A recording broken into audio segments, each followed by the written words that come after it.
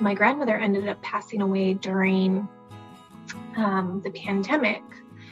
And until she passed away, I don't even think I fully grasped how much healing I had done and what I had learned, so that when I needed to heal from something, I was able to do that immediately. Hello and welcome to Healing Trauma Mamas. I'm your host, Madon Wingo. Thank you for joining us as we share in our stories and experiences of healing from childhood traumas and birth traumas. Listen as we discuss our struggles, our failures, our strengths and our victories, and all those lessons we've learned along the way. Hello, Healing Trauma Mamas listeners. Today, joining me on the podcast is Christie. Hi, Christie. Hi. Hey, thanks for joining us today. Would you mind introducing yourself to the listeners? Sure. My name is Christie Ryan, and I'm here in Abilene. I'm a licensed massage therapist and a mother of two lovely teenagers. That's a little bit about me. All right. Thank you. So you're actually here in Texas like me. Yes.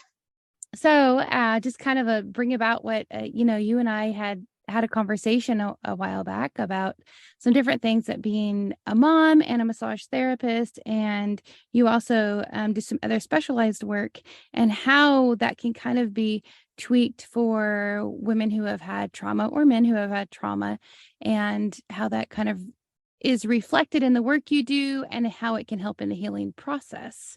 Want to share a little bit about your personal story, just kind of maybe how you got into your work? Yeah. So, I'm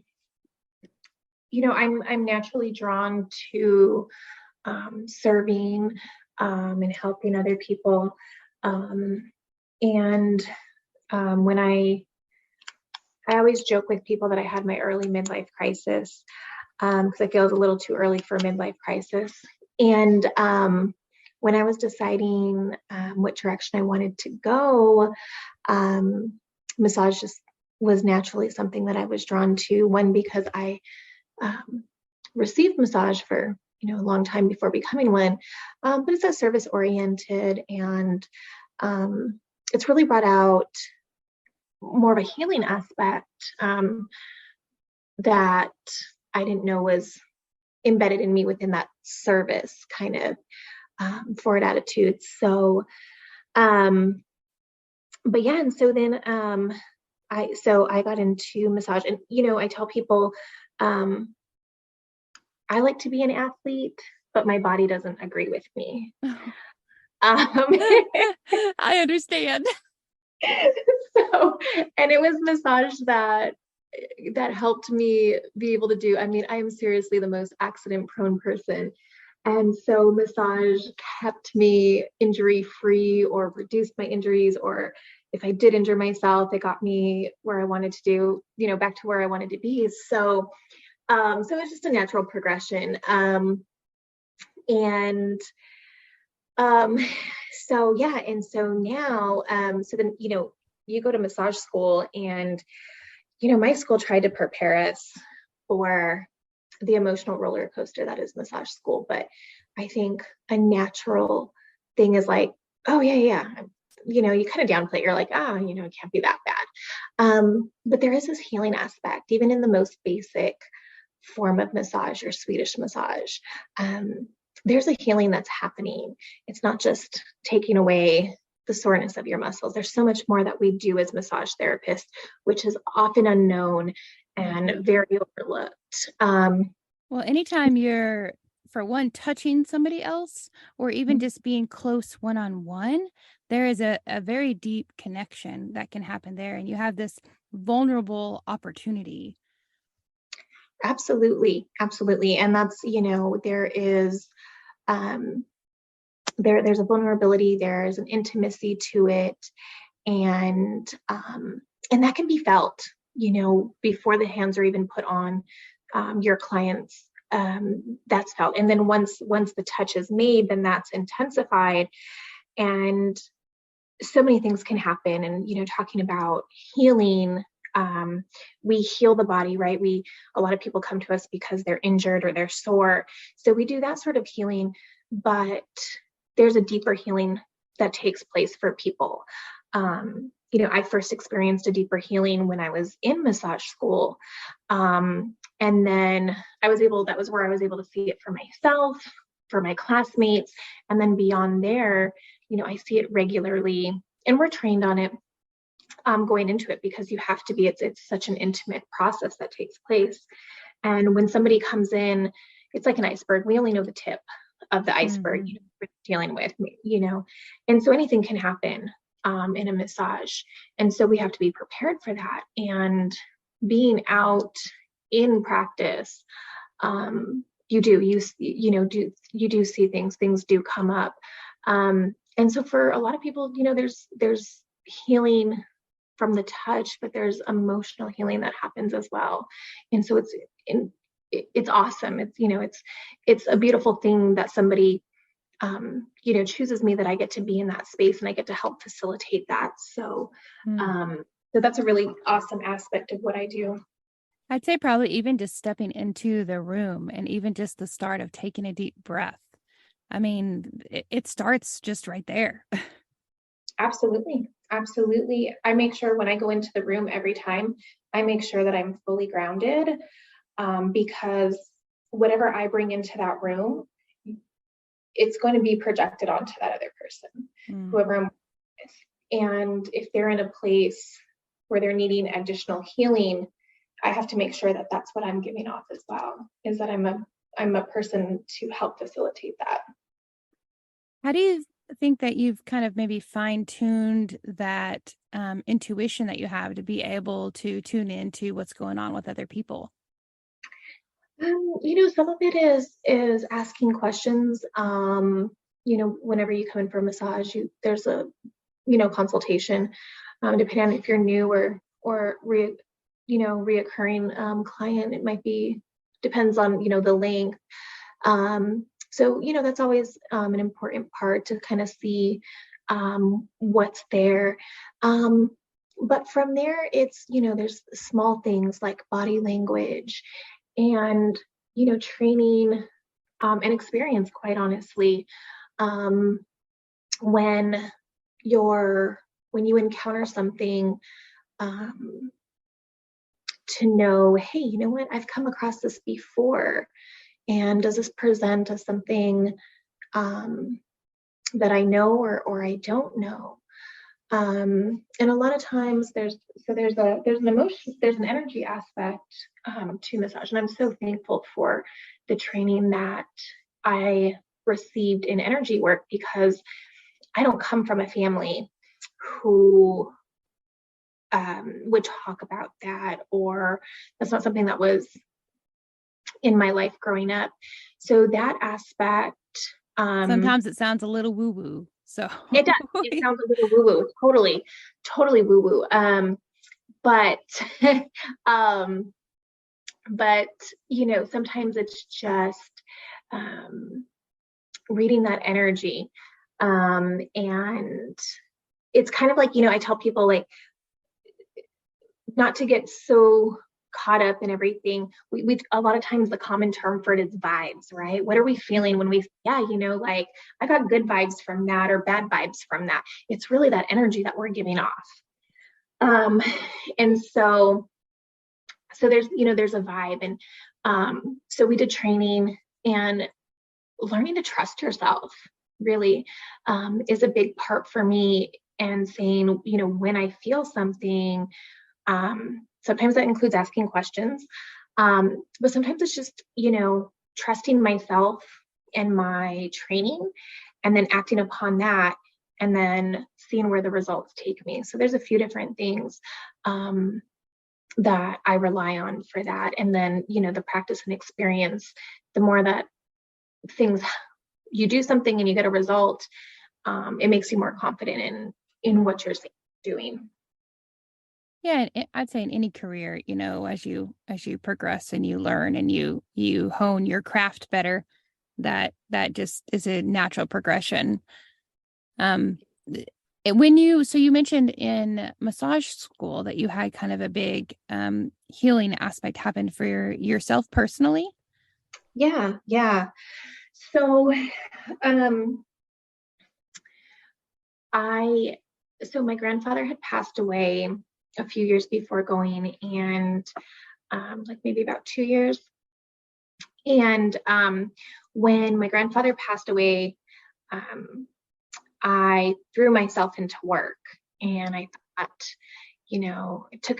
I seriously took maybe 3 days off from work. Maybe with the weekend, it was 5 days. And that's what I gave myself as a grieving period. And I felt like I had to stay busy to take my mind off of it. And I felt like if I did that, then I would heal, right? In time, I would heal. And really didn't allow myself to go through the full grieving process. But I did a very good job of, throwing myself into work. And so as time went on, and as I felt like I was past the grieving point, I was like, okay, I'm doing okay. That was the right thing. I kept myself busy and with positive things. And then massage school decided that it was going to teach me a lesson that all I did was suppress my feelings, and I didn't, in fact, heal from them. Mm-hmm. And they have talked about how some of us, or most of us, will have emotional responses as we go through school, and that's part of our training too. When I do something on somebody, I've had it done to me, so I know what it feels like. And so those of us that do have emotional responses, not only do we get to witness it in other people that have it in class, but when we go through that emotional response, then we too kind of know the process of kind of what happens. And so we were actually, this was during our craniosacral, which is something that I practice. And so a classmate was working on me, and all of a sudden feelings of my grandfather came up, and I just started crying uncontrollably. And it wasn't the process of that happening was pretty quick. It's not like it was building over, an hour, and at the end of the hour, it came on pretty quickly. And I tend to be a suppressor. So I'm crying, and then I'm like, oh my goodness, why am I crying? And I'm trying to stop. And that's what's crazy about these emotional responses. When the healing process happens, things are going to come out. And so I was not in control. And so I had to leave the class. And now looking back, I can't remember. I mean, I feel like I cried the whole rest of the day, which is not true. But to me, it seemed like an eternity. And, I even got to a point where I thought I was ready to come back in. And then as soon as, the touch took place, I was crying again. And so what that really taught me when I left the class and I sat down, I was like, okay, this is something that came up. And then it forced me to have to sit with that and to really begin the true healing process. What did I need to do? Obviously, what I did not work. Throwing myself into my job, that did not work. And so all over again, I had to start that whole process again and really sit with my feelings and work through them, entirely, because it was just going to come up again if I didn't work through them. That's the hard work, though. I think it's pretty common for people with different traumas to suppress it. And then it, just like what happened with you, that it would pop up seemingly out of nowhere, although it was obviously a response. And then we try so hard to maybe deal with that for the second, but still suppress it and not sit with it and not try to heal through it. Yes. So that was something, as a suppressor, that's the first thing you want to do, right? is you want to resuppress that. And yeah, I mean, seemingly it seemed like it came out of nowhere, but my body was saying, this is your time. We're going to deal with this now. And so even just that little bit of, okay, I think I'm ready to go, and going back in and having to leave the class again, that was like, no, Christie, that this is the time. And if you keep suppressing, it's going to keep coming back. So it was either do the work at this point, or, have this haunt you. And it was a really great experience to be able to do that, because, at my disposal, I had the massage to help me work through it. Mm-hmm. So it's not like I was doing it on my own. And that's comforting. Because a lot of times when we're healing, we don't know who to turn to or where to turn to. And at the time, these were your colleagues or your fellow students that you were working with, right? Absolutely. And, when you're in school for massage, I mean, you become really close with those people. And so we're like a little community. And so it was nice to have that, because we all supported one another through the different responses that we would have. And so you have this safe space. And then the just the healing aspect of massage. But then the bigger lesson there too was, by working through that, I was able to see what works for me. And my grandmother ended up passing away during the pandemic. And until she passed away, I don't even think I fully grasped how much healing I had done and what I had learned, so that when I needed to heal from something, I was able to do that immediately. And so when my grandmother passed away, a few years later, that hit me even harder, because now, I lost my grandfather, then I lost my grandmother, and I was super close with them. We had a very special bond. And so, in the last couple of years of my grandma's life, we bonded even more. And so, as much as I thought that I couldn't feel the loss that I did when I lost my grandfather, I felt it even more with my grandmother. And, but I knew what I needed to do, and I was able to do that. And massage, believe it or not, is something that I use for myself. So the first thing I did, I was struggling the first couple days, and I was calling all my friends. Mm-hmm. Do any of you guys have last minute openings? Because I knew what massage could do for me. It had helped me work through it once. I knew it would do it again. And that massage that I got, it was the most physically painful massage I've ever had. Mm. And I kept, I went in there and I told her what kind of pressure I like. And I just was on her table. I didn't cry, but I was on her table, and I kept having to ask her to go lighter and lighter and lighter. And finally, I stopped asking her to go lighter, because as a therapist, I know, I'm like, what is she going to do pretty soon? She's not even going to be able to touch me. I'm so sensitive. And I contemplated stopping the massage and thinking I wasn't ready for it. And finally, I just said, you know what? Just be quiet and be here. And it was painful physically, but afterwards, again, it was that healing that took place. I wasn't sore. None of that was there. And it was just another form of healing through a different form of massage. It wasn't craniosacral this time. But in that moment, that's what I needed. Because I was taking care of my grandma physically before she passed away.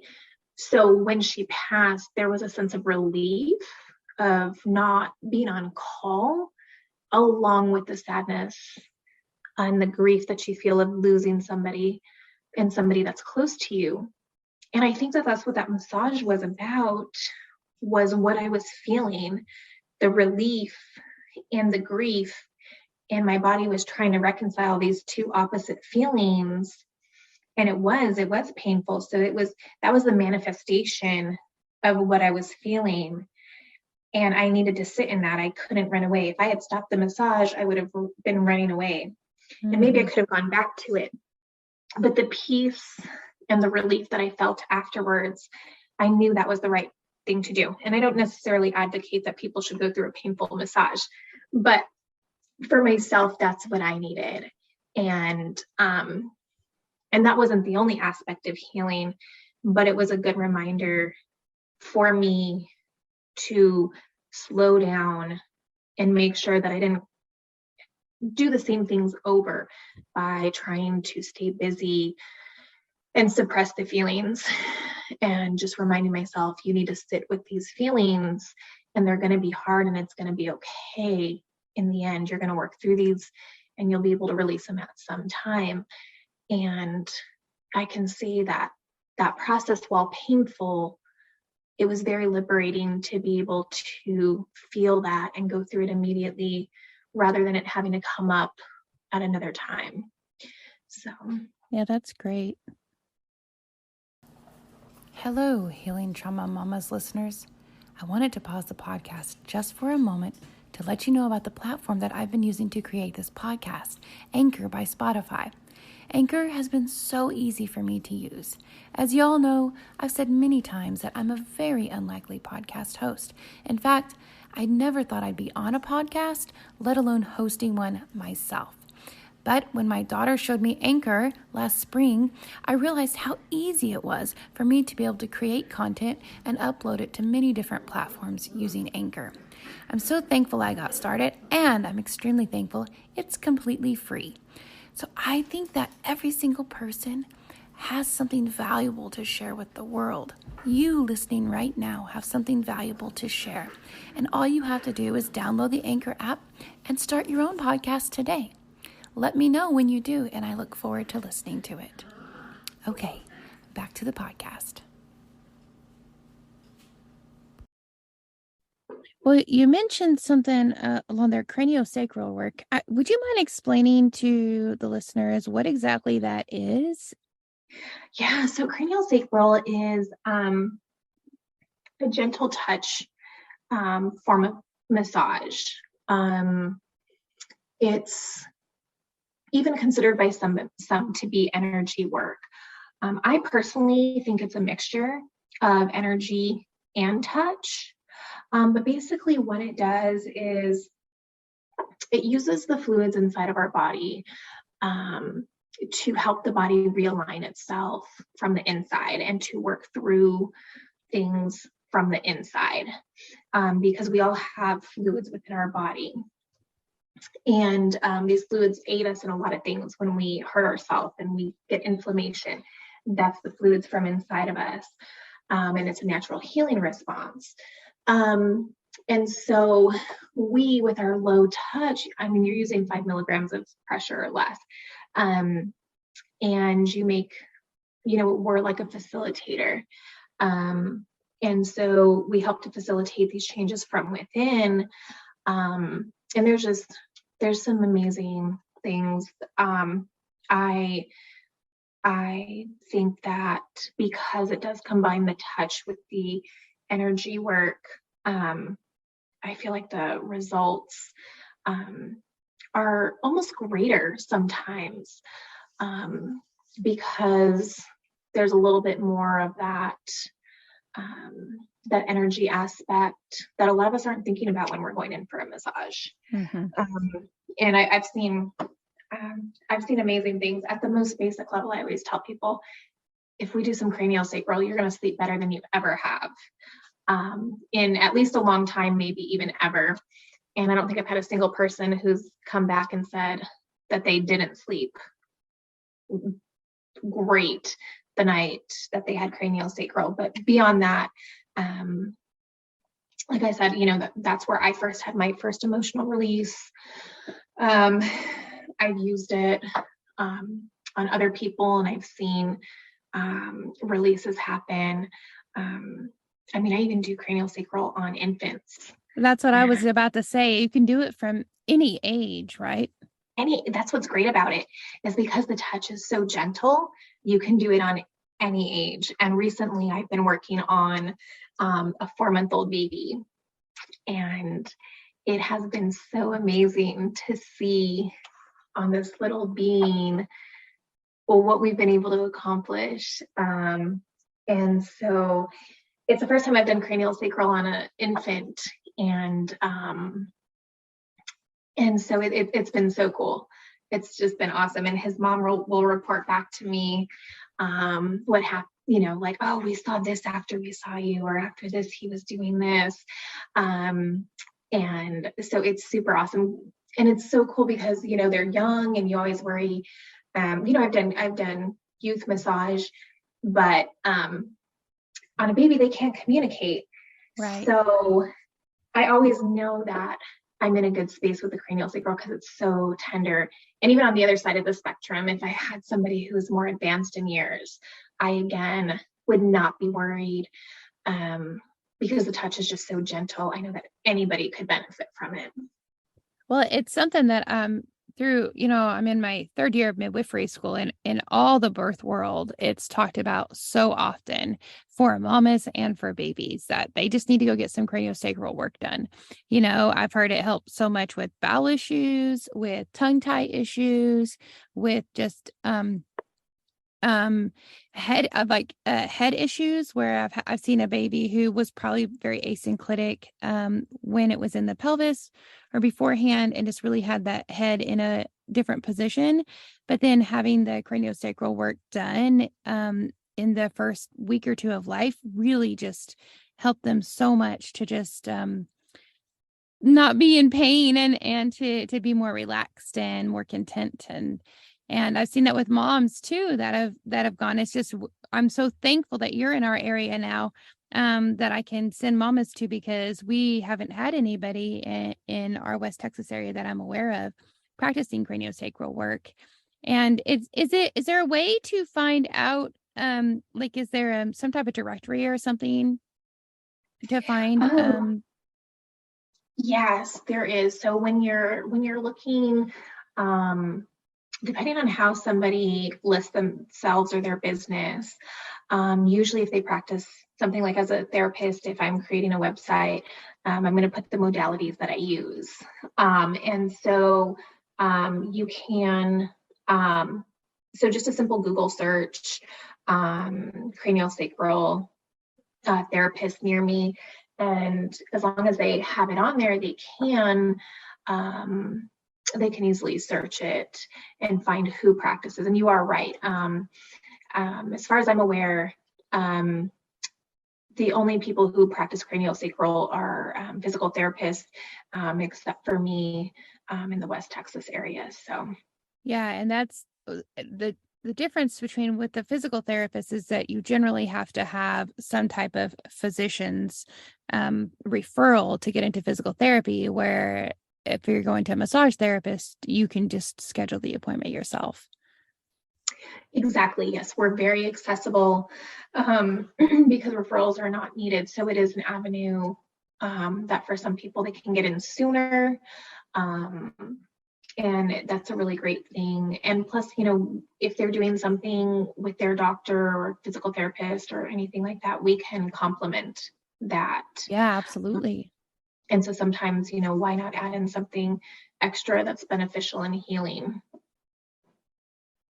Well, I was thinking when you were talking about both the just massage therapy and the craniosacral work, that I know there sometimes for women, especially women who've had previous sexual trauma, that the thought of going to a massage therapist is so unappealing, just because of the intimacy that we talked about, and because of, the being alone with somebody in a room who's touching you.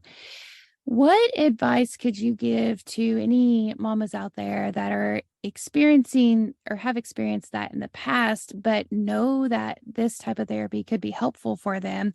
Like, what steps could they take that maybe would help so that the therapist understands, what's going on with them, but also so that they can make that step to go in that direction? Well, I think there's a few things. I think that um, they should definitely do their research on whoever they choose to be their, provider of the service. So, check out their websites, check out reviews, see what clients have said, past clients have said.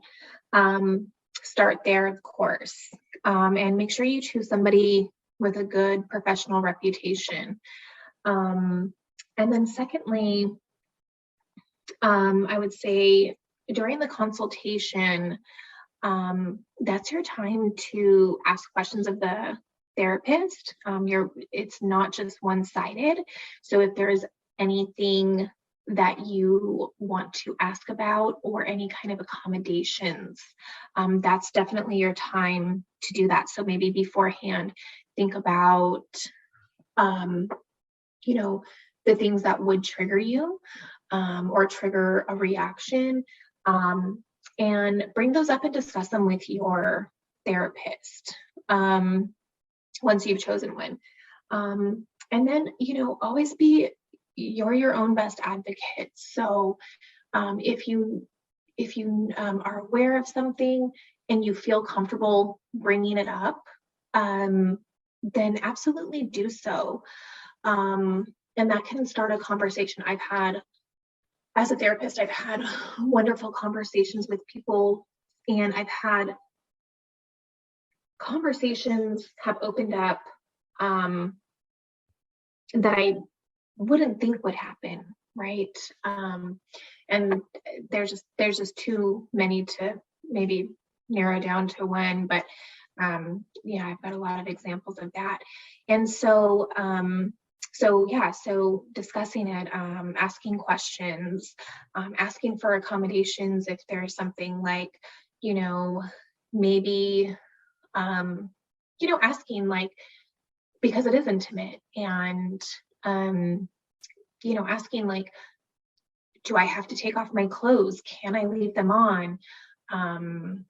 Will I be exposed? How much of my body is exposed during this? Whenever I have somebody, especially if they've never had a massage before, I like to give them a more in-depth look at what a massage looks like, because even without any known traumas, massage can be daunting because of the intimacy. Mm-hmm. And so I like to let people know, hey, this is how the massage is going to go. And this is what I'm going to do. This is what you can expect. And so if you already know that there's something that you're dealing with,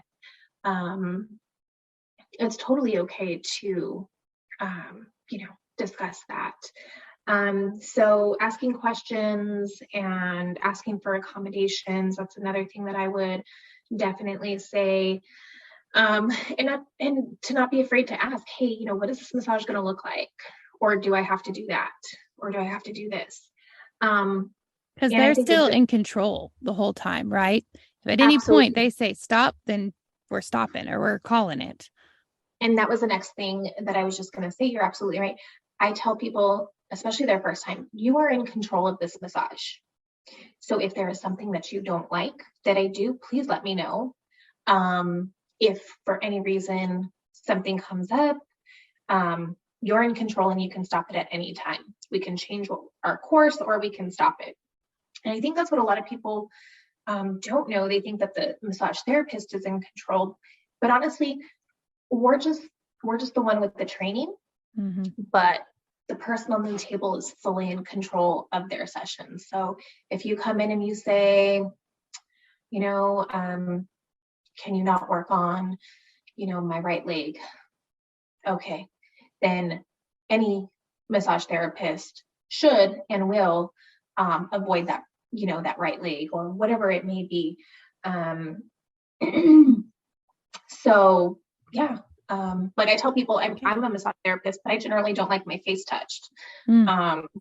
So all my friends, if they work on me, they know not to touch my face. And it's not a trauma thing. It's just my skin sensitive. So it's something I always tell somebody. So if I go to somebody new, I'm like, hey, make sure you don't touch my face. So, so yeah, I mean, you can definitely ask for those. And so the goal of the massage is to make you feel as comfortable as possible. Yeah. And so we want to respect, we know that the whole world out there is a lot of stuff going on. And so we know that, and we want to honor where you're at and what your needs are at all times. Thank you for that. Well, do you have any advice that you'd like to give any of the listeners that are thinking about stepping out in maybe some other modalities that might be beneficial for their healing process? Oh, I'm just such a huge advocate of what I do. So if you've been thinking about it, or you've heard about it and you don't know about it, take that leap and just go out there and try it.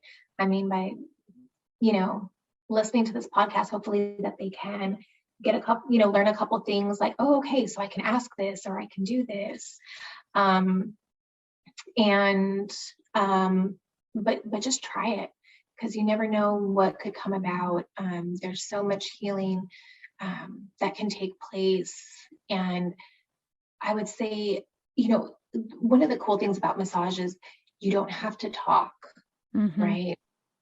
So I don't have to know your whole story if you don't want to tell me it, and we can still facilitate that healing. Sometimes, in a massage, you're face down and then you're face up.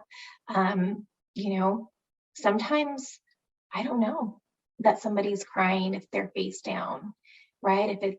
And so I don't even always have to see your emotional response for that to take place, and that healing can still happen. So yeah, just be bold and give it a try.